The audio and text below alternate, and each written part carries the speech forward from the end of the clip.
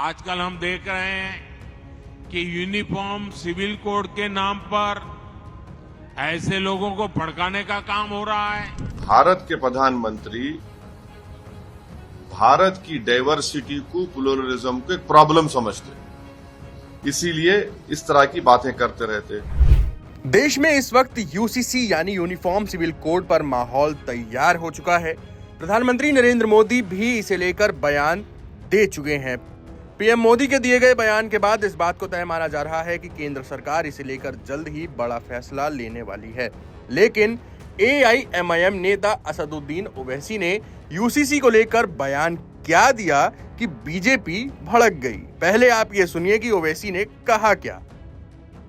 भारत के प्रधानमंत्री भारत की डाइवर्सिटी को, प्लुरलिज्म को एक प्रॉब्लम समझते, इसीलिए इस तरह की बातें करते रहते। यूनिफॉर्म सिविल कोड की जब बात प्रधानमंत्री कर रहे हैं, वो यूनिफॉर्म सिविल कोड की नहीं बात कर रहे, वो हिंदू सिविल कोड की बात कर रहे। पूरे जो इस्लामिक रेफरेंसेस है प्रैक्टिसेस के, उसको वो इलीगल ट्रीट करेंगे और पूरे हिंदू प्रैक्टिसेस को प्रधानमंत्री अंडर द लॉ प्रोटेक्ट कर लेंगे।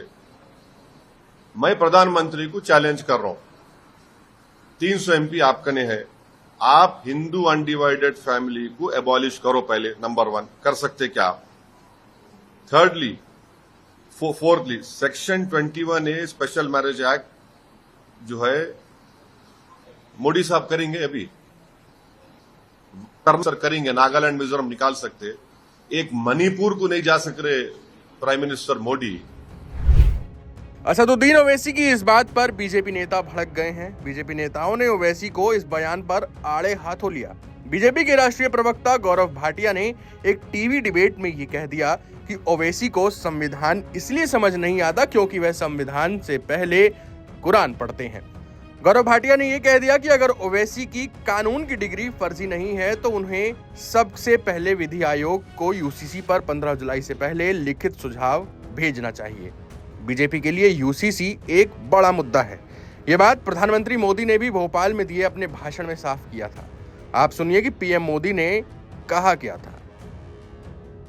आजकल हम देख रहे हैं कि यूनिफॉर्म सिविल कोड के नाम पर ऐसे लोगों को भड़काने का काम हो रहा है। आप मुझे बताइए, एक घर में परिवार के एक सदस्य के लिए एक कानून हो, परिवार के दूसरे सदस्य के लिए दूसरा कानून हो, तो क्या वो घर चल पाएगा? क्या कभी भी चल पाएगा क्या? फिर ऐसी दोहरी व्यवस्था से देश कैसे चल पाएगा? हमें याद रखना है कि भारत के संविधान में भी नागरिकों के समान अधिकार की बात कही गई है और सुप्रीम कोर्ट ने बार बार कहा है। सुप्रीम कोर्ट डंडा मारती है, कह रही है कॉमन सिविल कोड लाओ, लेकिन ये वोट बैंक के भूखे लोग, अगर 3 तलाक इस्लाम का जरूरी अंग है तो पाकिस्तान में क्यों नहीं होता भाई? तो इंडोनेशिया में क्यों नहीं होता?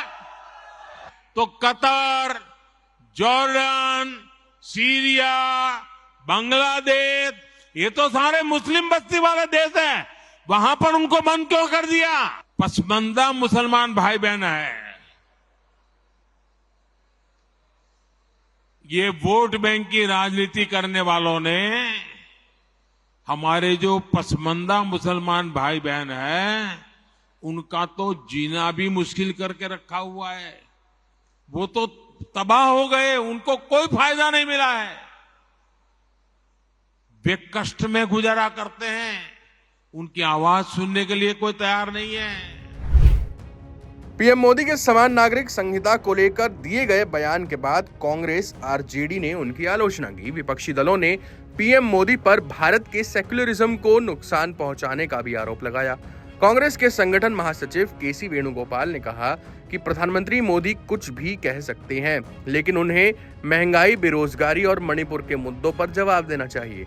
छत्तीसगढ़ के मुख्यमंत्री भूपेश बघेल ने भी सवाल उठाए। उन्होंने कहा कि अगर ये लागू होता है तो आदिवासियों की संस्कृति और परंपराओं का क्या होगा? टाइम्स नाउ नव भारत डिजिटल ओरिजिनल्स की रिपोर्ट।